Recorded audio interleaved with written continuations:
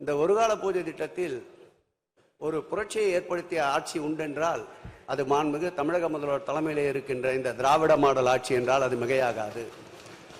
இந்த ஒருகால பூஜை திட்டத்தில் ஏற்கனவே இருந்த திருக்கோயில்கள் 12,957 திருக்கோயில்கள் இருந்தது.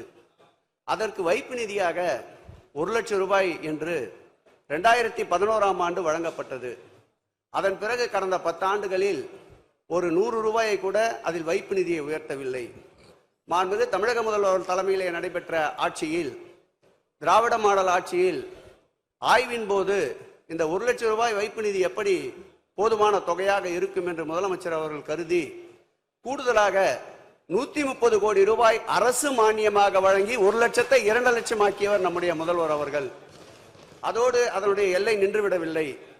12,957 திருக்கோயில் என்றிருந்ததை இந்த ஆட்சி பொறுப்பேற்ற பிறகு சுமார் 6,000 திருக்கோயில்களை கூடுதலாக வழங்கி தற்போது 19,000 திருக்கோயில்களுக்கு 1ஐ 2 ஆக்கியதோடு நில்லாமல் 2ஐ 2.5 லட்சம் ஆக்கி இன்றைக்கு உத்தரவு பிறப்பித்திருக்கின்ற முதல்வர் மாண்புமிகு தமிழக முதல்வர் அவர்கள்.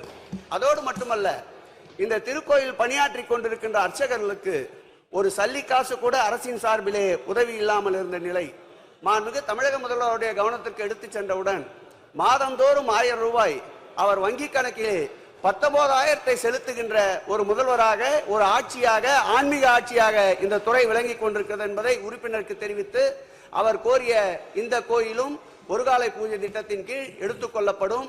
அதற்குண்டான காசோலையை இன்னும் ஒரு 10 நாட்களில் முதலமைச்சர் அவர்கள் வழங்க இருக்கின்றார்கள் என்பதை பேரவைத் தலைவர் வாயிலாக உறுப்பினருக்கு தெரிவித்துக் கொள்கிறேன்.